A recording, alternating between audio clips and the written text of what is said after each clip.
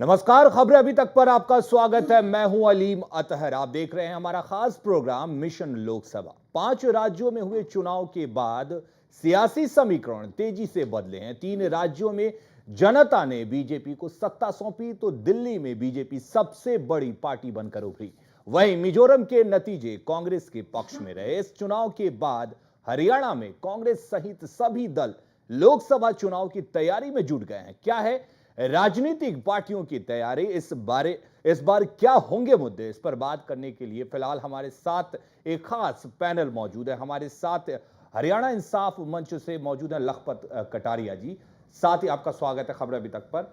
और इसके अलावा हमारे साथ जुड़े हैं हजका से बाली पंडित जी, आपका भी स्वागत है। और साथ ही में और भी हमारे साथ मेहमान जुड़ेंगे। हमारे साथ हमारे सहयोगी कुमार विजेंद्र भूषण भी जुड़े हुए हैं।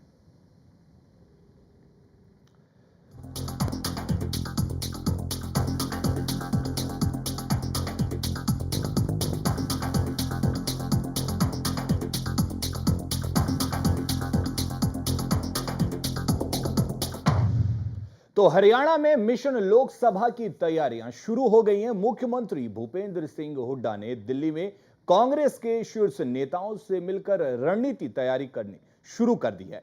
साथ ही यह भी विचार किया जा रहा है कि इस बार लोकसभा के लिए कौन कौन से उम्मीदवारों पर दांव लगाया जाएगा। सिंहासन के सेमीफाइनल के बाद अब लड़ाई फाइनल की है।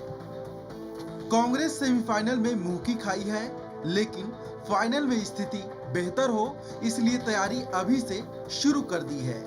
कांग्रेस की हार से हरियाणा में भी हड़कंप है, इसलिए नतीजों के आए 10 दिन भी नहीं बीते, हरियाणा की मुख्यमंत्री भूपेंद्र सिंह हुड्डा प्रदेश के कार्यकारी अध्यक्ष के साथ दिल्ली के नेताओं से मंथन करने पहुंचे, जिसमें कांग्रेस के रणनीतिकार मधुसूदन मिस्त्री के साथ सीपी जोशी भी बंद कमरों में बैठे। देखिए, चुनाव आने वाले हैं। हरियाणा में लोकसभा के चुनाव के बारे ही चर्चा हुई है। क्या बातचीत हुई, खासकर मतलब किन मुद्दों को लेकर, किस तरह से स्ट्रेटजी? मुद्दे तो अलग बात है। पहले तो यह है कि चुनाव लड़ेगा कौन, अच्छा जी, उसके बारे चर्चा बीजेपी की तरह आप लोग भी इस मूड में हैं कि पहले से ही कैंडिडेट दिए जाए? ऐसा ही विचार कर रहे हैं। ओके, और कोई खास बात सर? और आज कोई और खास बात, आज कोई एजेंडा और नहीं था। स्थिति ये है कि हरियाणा में लोकसभा की 10 में से 9 सीटें कांग्रेस के पास है और कांग्रेस इन सीटों को खोने का मतलब समझती है। हवा का पूर्वानुमान भी उसे है और हरियाणा में हवा का इतिहास भी रहा है, जब सभी सीटों पर विपक्ष का कब्जा था। ऐसे में कांग्रेस के लिए सबसे बड़ी चुनौती होगी कि अपनी सभी सीटों को कैसे बचाया जाए। हरे राम मिश्रा, खबरें अभी तक, दिल्ली। और इस पैनल में चर्चा के लिए हमारे साथ बीजेपी के नेता कमल यादव भी जुड़ चुके हैं। आपका स्वागत है खबरें अभी तक पर। लेकिन उससे पहले बीजेपी की लोकसभा चुनाव को लेकर क्या तैयारियां हैं, आइए सुनते हैं कि रामविलास शर्मा का क्या कुछ कहना है। 19 तारीख को हरियाणा में सभी मोर्चे और प्रकोष्ठ इनके संयोजक और अध्यक्षों की बैठक मैंने भिवानी में बुलाई है और इसमें आदरणीय बहन सुषमा जी, नितिन गडकरी जी, हमारे संगठन महामंत्री आदरणीय रामलाल जी और आज शाम तक राष्ट्रीय अध्यक्ष श्रीमान राजनाथ सिंह जी का भी कार्यक्रम फाइनल हो रहा है।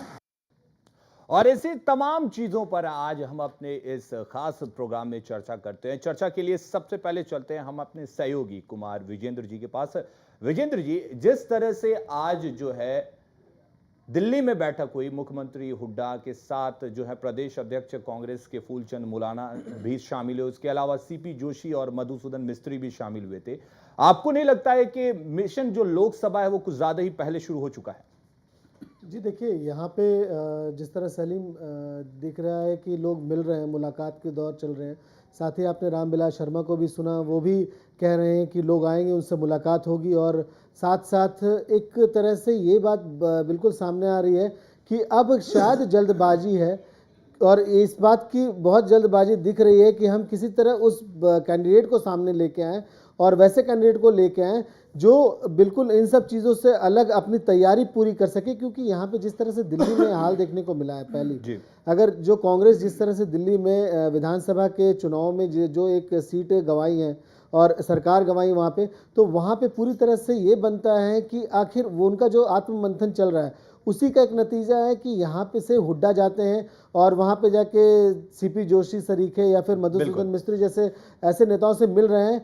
और ये बातें शायद अगर कहें, क्योंकि ठीक है 4 महीने 5 महीने बचे हुए हैं, पर अगर अभी से शुरुआत नहीं करें तो जिस तरह से बाकी जो दल हैं, मैं नाम नहीं लेना चाहूँगा, पर बाकी दल जिस तरह से बढ़िया कर रहे हैं, भ्रष्टाचार के खिलाफ जो चीज़ें उठा रहे हैं, तो उनसे शायद जो बड़ी पार्टियां हैं, चाहे मैं अगर बीजेपी की बात करता हूँ, जिस तरह से रामविलास शर्मा भी कह रहे हैं, तो ये जो पूरा एक राउंड बनाया जा रहा है, ये एक तरह से इसकी तैयारी शुरू कर रहे हैं कि हमें, क्योंकि लड़ना केवल इसलिए नहीं, आप अपने विकास को भी दिखा के नहीं कर सकते।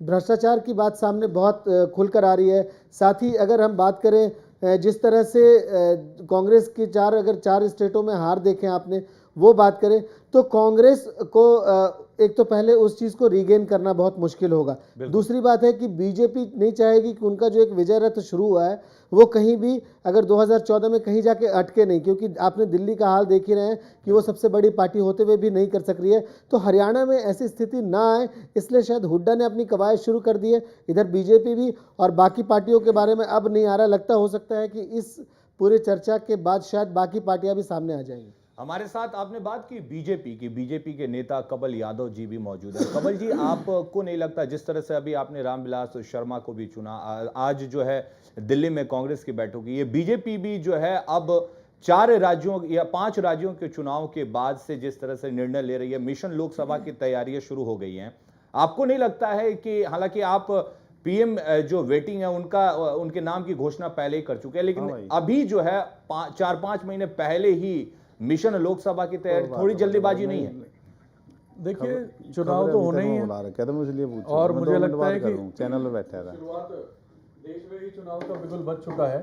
तो भारतीय जनता पार्टी भी 2014 के चुनाव के लिए बिल्कुल तैयार है और उस मिशन के लिए आगे बढ़ रही है। और भारतीय जनता पार्टी की, आपने जैसे अभी रामविलास शर्मा जी ने भी बताया, हरियाणा की हम बात करें, हरियाणा के अंदर भारतीय जनता पार्टी का प्रत्येक कार्यकर्ता आने वाले चुनाव के लिए बिल्कुल तैयार है। उसकी रणनीति हमने तय कर चुके हैं और उस रणनीति के तहत हम काम कर रहे हैं, उसमें लगे हुए हैं। भारतीय जनता पार्टी आने वाले समय में 2014 के लोकसभा के चुनाव में आप लोग देखेंगे कि देश के अंदर हमारी सरकार होगी, नरेंद्र मोदी जी प्रधानमंत्री होंगे और चहुमुखी विकास इस देश के अंदर नरेंद्र मोदी जी के नेतृत्व में हम कराएंगे। लेकिन बात यहाँ पर हरियाणा की हो रही है। हरियाणा में दूसरी पार्टियां भी हमारे साथ जो है, बाली पंडित जी भी हजका से मौजूद हैं। आपको क्या लगता है कि बीजेपी और कांग्रेस ने तो शुरुआत कर दी है, यानी कि मिशन 2014 की, हजका की क्या शुरुआत है?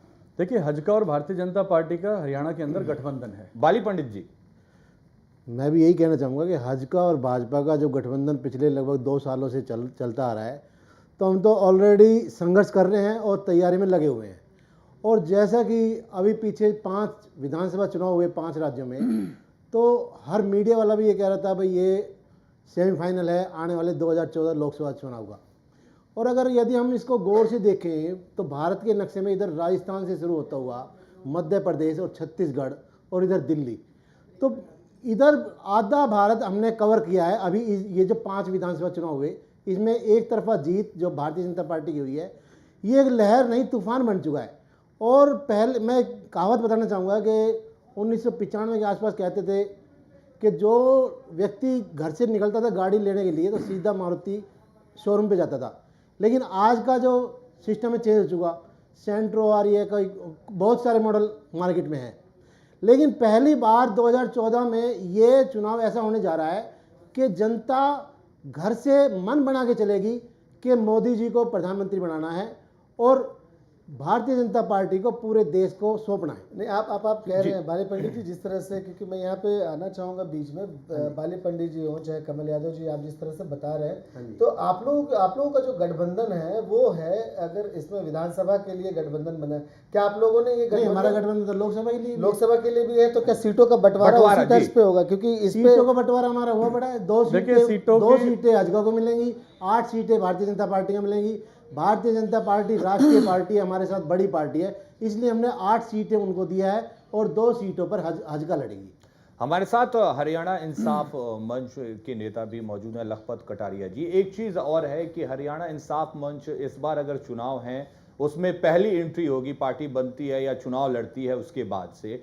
जिस तरह से अगर पड़ोस के राज्य दिल्ली की हम बात करें, राजधानी की बात करें, दिल्ली में इस बार आम आदमी पार्टी ने दस्तक दी है और दो बड़ी राष्ट्रीय पार्टियों के एक तरह से उनके बीच में खड़ी होकर एक बड़ी पार्टी बनकर उभरी भी है वहां पर। क्या लगता है कि हरियाणा इंसाफ मंच भी मिशन 2014 की शुरुआत कर चुका है क्या? देखो जी, हरियाणा में तो केजरीवाल का इतना कुछ नहीं है, दिल्ली में सूद बैठेगा, हरियाणा में तो नहीं बैठेगा। क्यों, वहाँ की राजनीति कुछ और थी, दुख पा रहे थे लोग, 3 बार शीला डिस्ट्रिक्ट बन चुकी थी, इसलिए हरियाणा में तो राजनीति बदलेगी। तो इंसाफ मंच जहाँ इंद्रजीत बीजेपी में विलय करो या वो अपने मंच से लड़ो, जो भी इंद्रजीत चाहोगा ना, दक्षिण में तो होगा भाई। देखो सारे सब लड़ लिए, भजन लाल भी सीएम रह चुके, बंसी लाल भी, चौटाला जी भी रह चुके हैं। अब हमारा दक्षिण का नंबर है, तो दक्षिण में तो आज तक भी कोई सीएम ना बने थे। जनता ने आवाज़ उठाई है, ये इंद्रजीत को आगे जो ले आ रहे हैं, ये पूरे दक्षिण की आवाज़ है। अगर इंद्रजीत को सीएम बनाएंगे किसी तरीके से। और रही एमपी की बात, एमपी में वो बीजेपी में विलय करे या कहाँ करे, वो तो वो उसको पता है जी। देखो